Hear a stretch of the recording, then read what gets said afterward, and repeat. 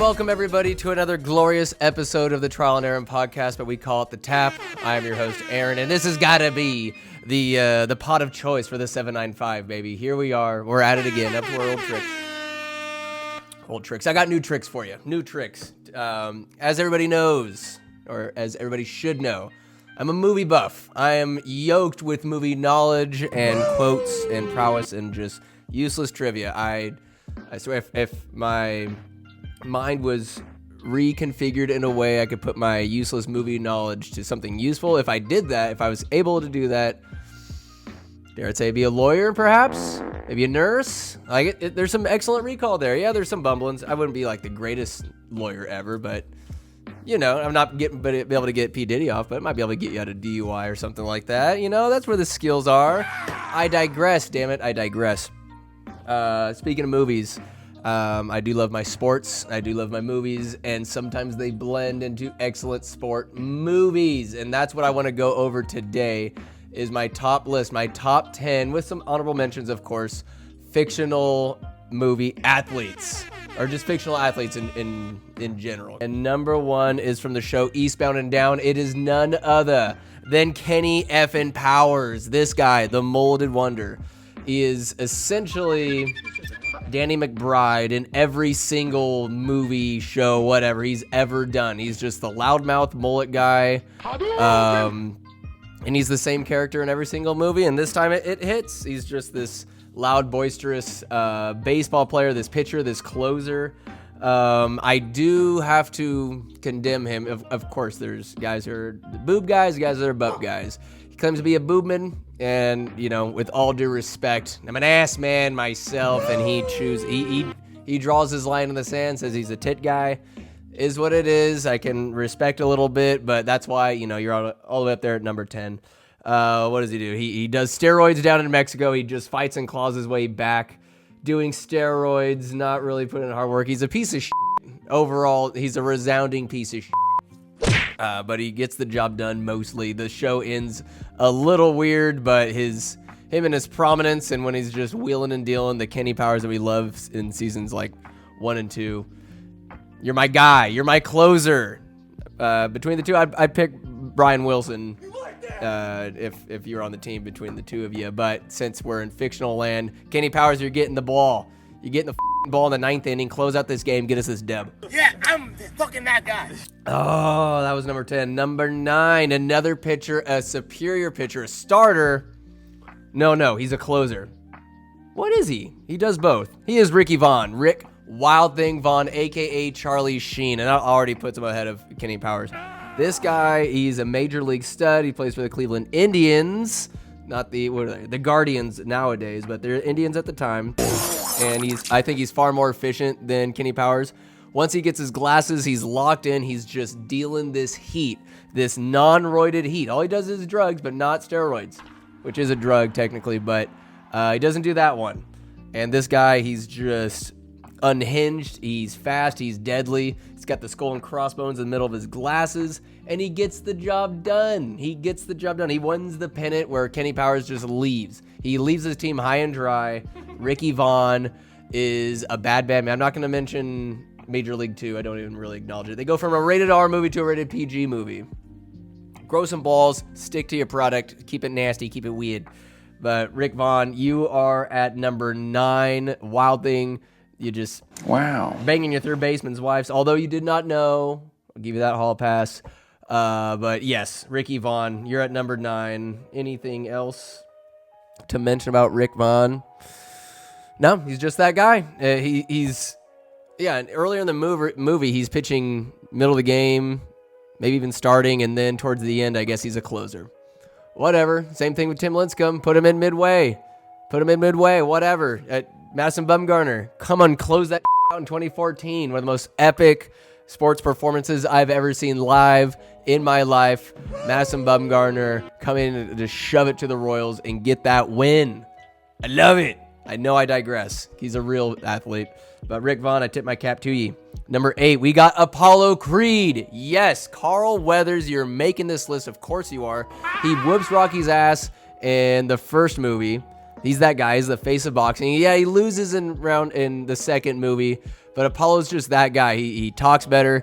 He's faster. I think he's a superior athlete. Just because Rocky is half Neanderthal and can take punches to the face, I don't think that necessarily makes him a better boxer. Yeah, he has a lot of heart. He has a lot of chin. He starts getting punchy, and he's already drooling all over himself. Plus, he's a hired muscle down at the docks. Apollo Creed's doing it the right way. He's got the American flag trunks on. He's got the excellent fro. He turns Rocky into what he is in Rocky 3. He helps him ascend in Rocky 3 to defeat Clubber Lang. Damn, he didn't make the list. Honorable mention. I didn't even put him in the honorable mentions. Clubber Lang in Rocky 3. God bless him. Good old Mr. T. And then what I love most about Apollo, he goes out on his shield. He fights Ivan Drago. He goes out with the top hat, the Uncle Sam. It's fantastic. Devastating. Devastating. Apollo dying. If you haven't seen that movie yet, you're decades too late for that. Spoiler alert. You like that? Or to whine about that. Spoiler alert. But Apollo Creed is the truth. He is that guy. He is better than number 8 for sure, but I got to put him somewhere. I'll put him at number 8 because we got some other top tier athletes. Skylar talked to Skylar about this earlier, and Air Bud was originally on this list. I'll put him in honorable mentions. Air Bud, he's just can't say a one-trick pony because he's a dog, but he never let an assist go to waste, just always just bumping it with his nose. I think there are sequels where he plays a receiver or whatever else. I can believe basketball. Absolutely. He did definitely have a spot on my team when I was playing high school basketball for the Winners Warriors. But Air Bud, honorable mention for you. Woof woof. We're at 8. Number 7. All right, talking about high school basketball. What a transition. We have Ty Crane from Coach Carter. Now, Coach Carter's a splendid movie. We got Samuel Jackson, Channing Tatum's in it. We have just a nice ensemble of these kids in this kind of rundown. I think, wow, what is it? Richmond. Richmond. And they're in the hood. They're in the hood. These kids are dealing with a very dangerous day to day. They don't know if the day is going to be their last. It's just a basketball / kind of growing up in the hood movie. And these kids get it together, but their nemesis is Ty Crane, who's like, LeBron James, I'm the only Ty Crane. This guy, he's a bad man. He's a very bad man. He's so bad, in fact, that Coach Carter's squad of these misfits, these tryhards, I got a C, now I can play. Oh, Coach, life's going crazy. Get me out of this gang life. Ty Crane takes all these happy-go-lucky stories, all this whole team in unison, and he rips their fucking hearts out with a last-second buzzer beater. He gets the job done. Why? Because he's a champion, and the rest of them are losers. That's why none of those Coach Carter's squad made it on the top 10 list. Ty Crane is that guy. Let's see, he's no LeBron James. He's better than LeBron James. He takes the protagonists as a whole team and makes them his bitch. He wins the game. He's a goddamn champion. Ty Crane, you deserve better than 7, absolutely, but you're my guy. You got to hold down the 7 spot, even though you're number 1. Ayo. Ty Crane, he's that guy. Number 6, though, is that gal. Not Gal Gadot, whatever. It is Becky O'Shea, a.k.a. the Icebox from the Little Giants. That is absolutely right. She was the heart and soul of the Little Giants. She gets persuaded to be a cheerleader for the first half, and then in the second half, they take on the Cowboys, who, of course, choke another lead. She goes up against Spike and these top-tier athletes when she is on a team with, oh, my goodness. The quarterback's, he's okay. He's a little nice. Junior Floyd, that's his name. See, some recall. China. It's her, him, and then the rest of the team is on the spectrum in some way, shape, or form. Somehow they pull it out. I think largely in part to Becky, the Icebox. She's a linebacker. I think she was a fullback, but she went both ways. A little linebacker action. She played a little offense, and they end up beating the Cowboys. They beat the Cowboys. Rick Moranis. Let's go. Rick Moranis, the coach of the Little Giants. But man, I can't wait for this NFL season. Let me do a little check. My God. I'm not gay no more. The Giants play the Cowboys this season. Let's see. New York Giants schedule. God, I can't believe I'm looking up. Vikings, we whooped that ass. The Cowboys, they already played, and they lost 15-20. Oh, well.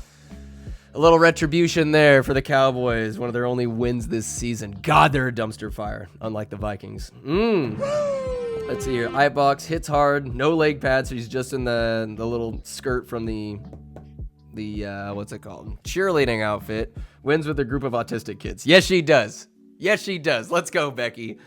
Call her Icebox. And let's see here. Number 5, keeping it in the football realm. We're just running through this list. Not all taps are created equal. Sometimes they're 3-hour bangers with Dylan Ney, and sometimes they're just quick little hitters, little something, little list. Get your mind thinking. If you guys have any athletes that I forgot about or anybody you'd like to bring up, leave a comment. Subscribe and leave a comment. Do what you got to do. Call me out. I'll debate you. I'll put up these athletes against anybody you got, because I'm not even done with this list yet. Oh, but we're getting there. Number 5. And this was one I thought of late, and I'm glad I put him in here. It is none other than Bobby Boucher, a.k.a. the Water Boy. He is unhinged, this guy. I put down little notes on the notepad at Bobby Boucher, Water Boy, changes the landscape of college football and revives Mud Dogs sports program. The Louisiana State, I think it is, possibly. That is when you first see that field, it reminded me of Marysville, the Marysville football field, where it just looks like crap, but there's just grass, little amphitheater around either end zone, and the cheerleaders are all drunk, the mascots are drunk, Farmer Fran is drunk, he's got nipple piercings on, because you need that out of your assistant coach. And then they got Bob from The Walking Dead, tainted meat, he's the kicker. My God, but Bobby, I think he is a 32-year-old freshman. Is that what he is? He's in his 30s. Adam Sandler's in his 30s. And the Water Boy just hops on board. He's going to be playing some linebacker. He just has that shriek that I'm pretty sure that's Adam Sandler's climax noise. I know it's mine. And it's just seeing him just hit people. That me up. Me up. And now that I'm thinking of this, I am just remiss. Oh my God. I didn't mention on this with Bobby Boucher, because they win the Bourbon Bowl. They win the Bourbon Bowl. Not only does Bobby Boucher come in the second half just like Icebox, he comes in the second half because he's all distraught because Mama's pulling some shit. How they got Kathy Bates in this movie, I do not know. She does a great part. She's hilarious. Oh, Mama. Vicky Valancourt, what a fox. Oh my God, Vicky's so hot. But Bobby gets the airboat. They fly into the stadium at halftime, and he gets the job done. With only one half, he gets the job done. And then the other coach, this wise ass, they have a lead. He's just going to take the knee. He's going to take a knee in the third quarter and just waste clock, because there's no way the Mud Dog offense can do anything against Coach Klein. It's Henry Winkler. What's the other coach's name? Oh my! After I claim to have this excellent movie recall. Big meaty. Oh, damn it! I gotta look it up because Google knows better than I. Let's see. Bad coach's name in the. You motherfucker! The name of the bad coach? No, it's Mr. Coach Klein. That's the good coach. Oh my God, the Water Boy cast. Let's go. Henry Winkler. We have Coach Red Bow. Yes, Red Bow. Oh God, Jerry Reed, aka Coach Red Bow. God, that guy. He's a great bad guy. He's a piece of shit, but you like one of those guys you love to hate. He's hilarious. Yes, my recall failed me that time. Damn it. But it's okay. The Water Boy. And as I was barking up the tree of earlier, remember the Titans. If not the greatest sports movie ever made. In fact, I'm going to say it is indeed the greatest sports movie ever played. And I'll give it up to, Julius and Gary Brashear in the middle, too, like just the linebackers. Strong side, left side. Those guys, they're a combo. I'll put them out here with Bobby Boucher. Just a group of linebackers that refuse to lose. Sometimes they get paralyzed. It happens, but Julius and Bobby, they were able to stand up, get into that championship game, and get the dubs. Both winners. All three are winners. So let's go. Yes, we got Bobby Boucher. Number 5. Number 4, I'm going to hit you with a little curveball. I'm not talking baseball either. No, I am talking jousting. Why am I talking jousting? Because I'm talking about William Thatcher, a.k.a. Sir Ulrich von Liechtenstein in the movie A Knight's Tale. This is a bad motherfucker. He comes from nothing, and he's just great at the joust, and he's excellent at the sword, but he just wants to win in the joust. He's just jonesing for it. All the other competitions he owns, and he just pigeonholes himself into just jousting because he wants to defeat, oh my god, the jackass, the curly-headed who is the bad guy in that. Again, oh, what's his name? Oh my god. All this talk about how cool I am, and I can't remember. Knight is spelled with a K, silent K. Oh, what's his name? Count Adama, that's him. And Paul Bettany's in it, yes he is. And Mark Addy, a.k.a. Robert Baratheon, Alan Tudyk is in it. They're just a great cast. In the jousting, it's just awesome. It is a sports movie. It's a little bit of a medieval fantasy, not so much fantasy, but it's legit. It's medieval sports, and it is an amazing movie. The jousting, the scenes at the end, what just won me over. He's like, all right, Count Adamar has a spiked lance, and Ulrich is just, Thatcher. He takes off his armor. It's too heavy. My arm's hurting. Let's go. And he just balls out, wins the joust, wins the day, gets all the gold, gets all the bitches, and brings honor to his formerly scorned house. Or just revives the house. It brings it back into relevancy, damn it, because his dad is blind. And Sir William Thatcher comes back and he gets the job done. What did I write here for him? Jousting, love it. Killer, winner, goes out without armor, glorious. Wow, what insightful notes I left for myself there. As great as William Thatcher is, we're going to get back on the basketball court. We're going to leave the arena, get into a new arena that you only see in Space Jam 1. Why? Because we have Lola Bunny as number 3. Let's go, the hot Lola. I'm not sure what the they were thinking in the second Space Jam movie, which is, I don't need to see it. It's LeBron. He's second fiddle to Michael Jordan anyway, not only on the basketball court, but on screen as well. LeBron, you're partially animated in that one as well. I don't acknowledge it. You turned Lola Bunny from this absolute smoke show. I'm not advocating for bestiality, but objectively, any guy growing up in, like, say, 1996 or whatever, the puberty monsters is creeping over the fence and looking at Lola Bunny because she was hot. I'll go on record and say that Lola Bunny was hot, and they turned her into some lesbian just parody of her former self. She might have been a lesbian in the first one. I don't care, but she just looks so much more banging.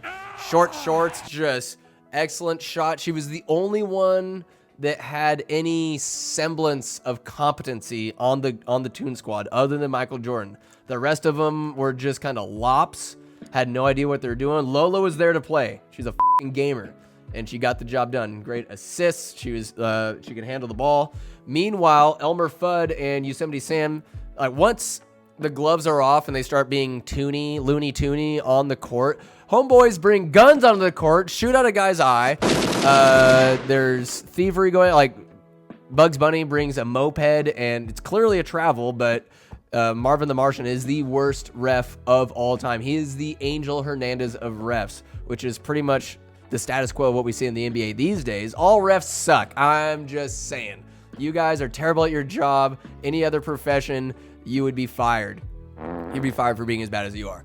But Marvin is a particular case of terrible. But Lola Bunny, she helps persevere. She was a driving force in that team. She brought a little competency, a little razzle dazzle. Lola Bunny, you are number 3. What do we have here? The only cartoon character that can with MJ on the Toon Squad. Lola, not.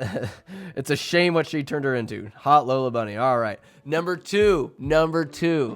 We're going to stay on a court, but a different kind of court. Dodgeball court. Why? Because we have White Goodman of Globo Gym. In Globo Gym Gyms, it's a corporation. Oh my God, White Goodman. He's out there. They're about to win, but there's a bullshit call of him stepping over the line when he hits Vince Vaughn.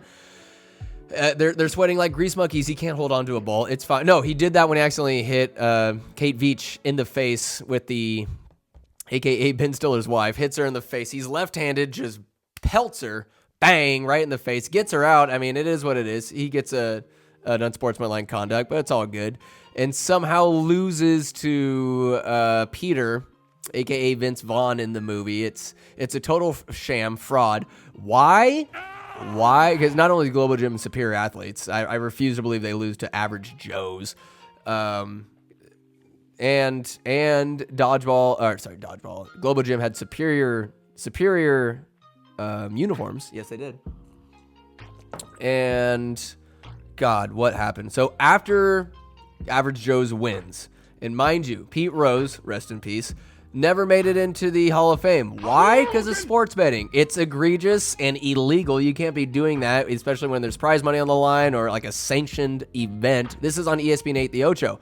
After the win, Vince Vaughn pulls up and he's like, hey, I put all this money on Average Joe's. He talks to Alan Tudyk, who's in this one as well. He's Steve the Pirate. China. He's like, hey, well, if you're not a pirate, who am I going to share all this treasure with? Because he takes the money, like the bribe money, and he like bets it all on Average Joe's, and then flaunts it in front of everybody. All the viewers on ESPN, the Ocho. This guy, Peter, is sports betting. They should be disqualified. What the hell's going on here? These are supposed to be the good guys? F you. I will not have it. Now, if Pete Rose can't sports bet, neither can you, Average Joe's, and you just flaunt it in front of everybody's faces. Everybody's fat faces. Globo Gym is the clear winner. Why? Because they're wearing purple. And so am I. You like that? I digress. What did I say in these silly little notes I left? White Goodman, dodgeball, extraordinaire. Globo Gym knows how to finish. Should have won. Sports betting by the Joes and blatant show afterwards. Disgusting. Globo Gym is a winning organization. That's Big, meaty. love these notes. All right, now we've moved on to number one, numero uno in this list of top tier fictional athletes. And it is none other than Shooter fucking McGavin, baby. Let's go. I love you, Shooter. He is, I got multiple reasons. Let's see, what do I write here? Stud, champion, hitting the balls off of people's fat feet. He doesn't cheat. He respects the game.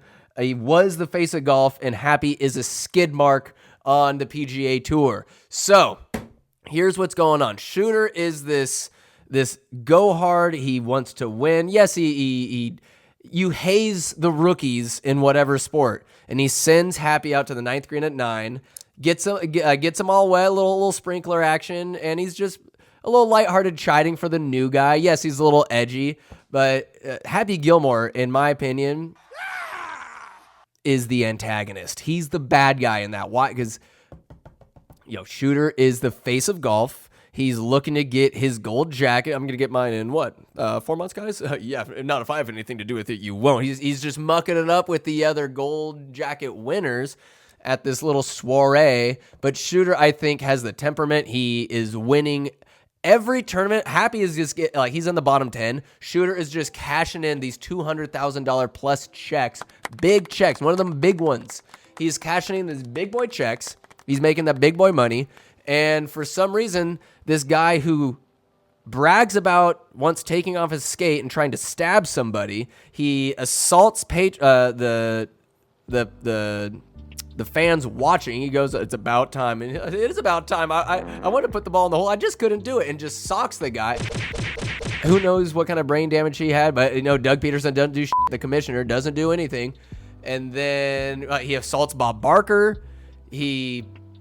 Shooter, all right, given that there are no rules anymore, he, talks to an ally, heckle this man. Wow. Heckle this man. Clearly he's a mental midget, and a little heckling goes a long way. Why not remove that man from the grandstand if he's heckling too much? Where's Doug Peterson? Also another bad guy. Terrible commissioner. Keep the crowd quiet, and you're just letting him, just go all crazy, whatever. And then in the Tour Championship, the people are going crazy. They're just bouncing beach balls all around, getting in Shooter's head. Damn you people, this is golf, not a rock concert. And they're just loud. They're drinking. They're unruly. It is the Waste Management Open. times 1,000. It is disgusting. It is outrageous. Unlike Kit Kat here, who is just adorable. Kit Kat. Kit Kat. Hey, Look at her. freak show. What you guys say? You're going nowhere. What you guys say, Kit Kat? I got you for 3 minutes. She is a lady of very few words, but she doesn't need to say many words because Shooter's skills speak for himself. He is a golf god, and I think he gets snubbed. Like having to play the ball as it lies, hitting off of Frankenstein's fat foot, this guy who threatened Shooter with violence.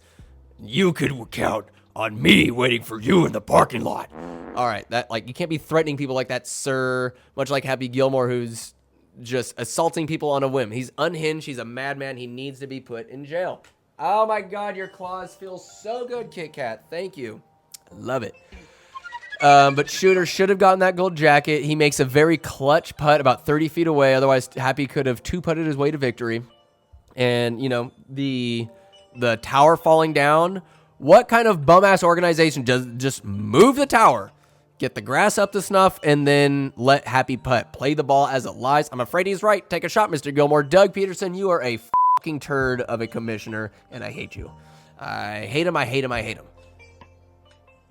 But I love Shooter. Shooter McGavin. Let's see here. Shooter, stud champion hitting golf balls at feet. I already said that. Honorable mentions. What do we have here? Nacho Libre, because he beats Ramses in the very end. It's just one of my favorite movies of all time. It's so stupid. It's ridiculous. It's rather sinister. Some of the jokes and the humor is wildly dark. But I will give it to Nacho Libre. He is an honorable mention. Not Happy Gilmore. I just explained why he's absolute trash. We don't need you, Happy. You are unhappy. You are assaulting people.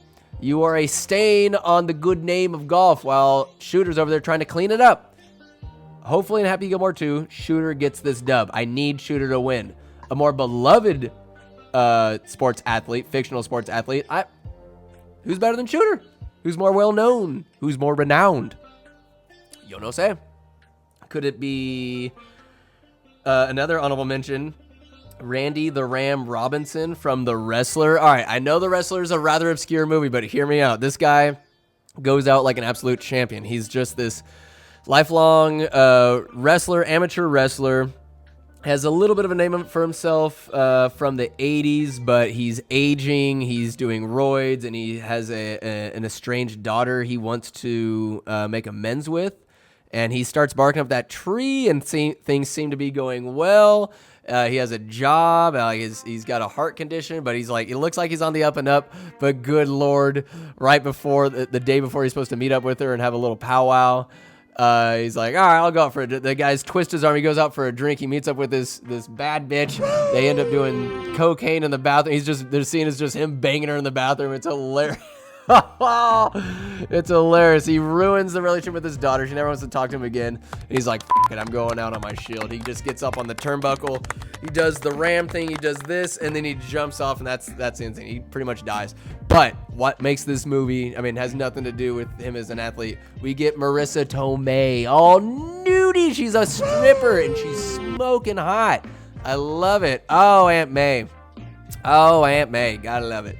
But yes, Randy the Ram just going out, just banging whores, sniffing coke, and just taking one last signature move to hell. And so, the miscongeniality, of course, of these honorable mentions. This is a very Happy Gilmore heavy house, baby, because we're going to go Chubbs Peterson. Chubbs! You are the miscongeniality. Carl Weathers making this list twice. I love it because he goes out, he loses. Damn alligator bit my hand off. Oh my God! I hooked my ball off 17 by the leg. Damn alligator just popped up. He got me. I tore one of them bastards' eyes out. Look at that. You're pretty sick, Chubbs. That wasn't verbatim, but close enough. Chubbs Peterson was said to be the next Arnold Palmer, which is pretty goddamn good. And this guy, I could just imagine watching this. You seeing this perennial athlete, this stud, try to go down, hit his ball near the water like we've seen many guys do, and gets his hand bitten off. And instead of just like rolling around in just agony, This man has the wherewithal, the balls, the gall to jump in after this alligator and rip his eye out with his good hand. Ripped it out, and then he keeps it as a keepsake in a little jar. I love it. Unhinged, and he doesn't give up on the sport. He becomes a coach. There's no real drug addiction. He has great muscle mass. He believes in Happy, who doesn't believe in himself. Happy, the reason Chubbs Peterson dies, should have known better that his friend has some severe PTSD after that encounter with the alligator, and it ends up being his demise. And not to mention, Shooter plays in the Tour Championship in Chubbs' memory, in his honor. What more can you ask from your number one sports athlete? Not much. I hope he gets that gold jacket. He deserves that gold jacket. He is that gold jacket. He ran pretty good. He outran the entire mob for a little while. But anyways, I digress. You guys, that is my top picks for fictional athletes. If you have some, if you got some to mention it in the comments. Subscribe. I'm at 69 subscribers right now. Not gonna lie, I don't know if I need any more. But if we get to 70 and above, we're gonna have to get to 169. I need that 69. I need that sexiness in the followers. So if you're gonna subscribe and join, please do become a slider. Become elite. If you're a slider, that just know that makes you better than everybody else around you who's not. So you got that going for you. You like that? Which is not. Oh my God! Caddyshack. Nah, not real great athletes there. Nobody would make the top 10, but I'll just mention that as a sports movie. I'll do a sports movie podcast in the future since I'm just getting my nips all hard about it. But lest I continue to ramble about incoherent things that have nothing to do with anything, you guys go off, go forth, spread the tap, listen to it, love it, but you'll never love it as much as I love you. You guys! Gay for you guys, gay for my followers. And what's that? A Goy story? You want it? You got it, baby. All right, and until next time, everybody.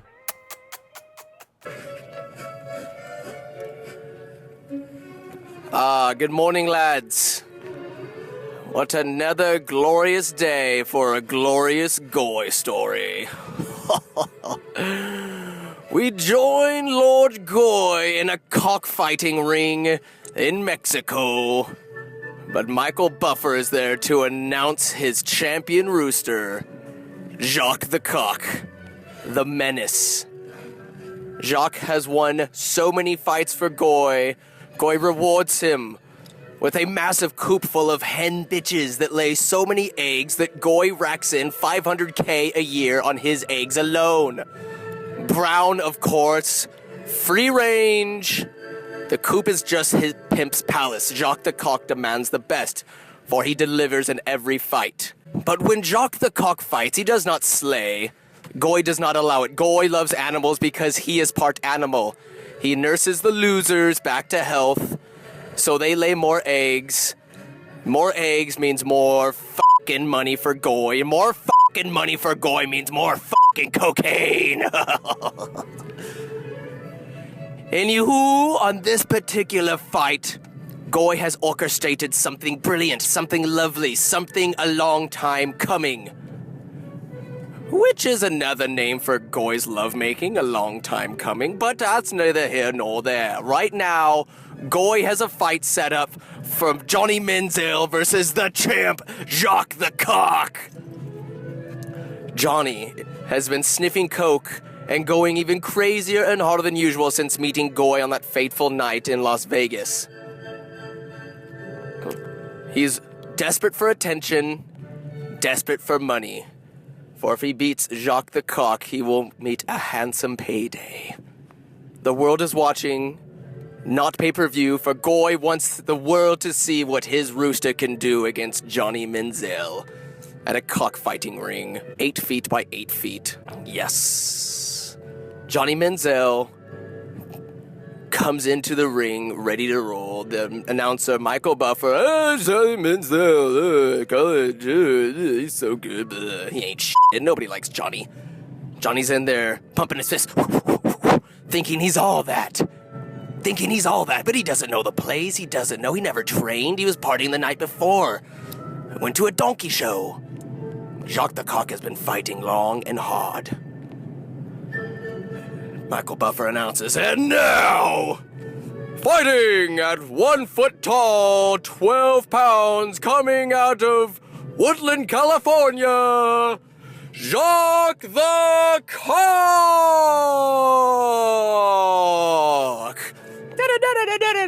Jacques the Cock comes in just looking ferocious. Top form, never looked better. And he goes in, Goy right behind him, takes off his tiny little rooster robe, for he's about to up Johnny. The fight begins. Ding ding! Johnny starts wailing, going hard, going crazy, slapping Jacques the Cock around. Jacques but a rooster. He's very quick, bounces around, slices up Johnny a couple times with the razors bound to his ankles. Johnny takes damage, but he's so coked out of his mind he doesn't feel it and starts slapping Jacques around. Jacques' never taken this kind of beating before. Luckily, he makes it to the end of the round. Johnny goes to his corner. Goy gets Jacques. He's rooster out of breath. But it's all good. Goy takes a handful of coke, stuffs it in Jacques' face, and he goes, goes in the next round, fucks up Johnny Manziel. He's too quick, he's too agile, he's too mobile. Jacques the Cock fucks up Johnny Manziel, cuts his Achilles tendons, just gets his feathers into a fist, feathers flying everywhere, punches him in his fat, ugly face. Johnny can't stand it. Johnny coked out of his mind, but Jacques is so fast, he's just fucking him up every which way. Goy gets the crowd into it. Jacques the Cock, Jacques the Cock, Jacques the Cock. They're all Mexican, but now they can speak English because the inspiration of Jacques the Cock gives them the power to speak English. Everybody's on cocaine. Everybody's watching Jacques the Cock go to town. Johnny Manziel's in a bloody pulp. He's counted out 10 seconds. Jacques the Cock wins, but Goy has had enough. He puts the little robe back on Jacques the Cock, sends him on his way to go bang all the roosters to produce 50 eggs that day. For Jacques the Cock is the rooster version of Goy. Goy goes in with a massive hammer, looks down at Johnny Manziel. Goy, too sober to do what he wants to do, double stacks 2 cocaine-filled Hot Pockets. And he goes, Johnny, your time is done, kid. And then in one mighty blow, crushes Johnny's head with a giant fucking hammer. Goy, not a stranger to outrageous acts of violence, does away with his foe, so not the realms of social media or ESPN has to report on Johnny Manziel anymore. Johnny's done. We don't have to hear from him anymore. We're all done. It's fantastic. Oh, God. For the holiday that Goy and Jacques the Cock take, you already know. They are back off the 3rd fairway of Augusta. Awaiting them are John Daly, and of course, a surprise appearance by, yes, Macho Man Randy Savage is there. This song is playing as they have revels.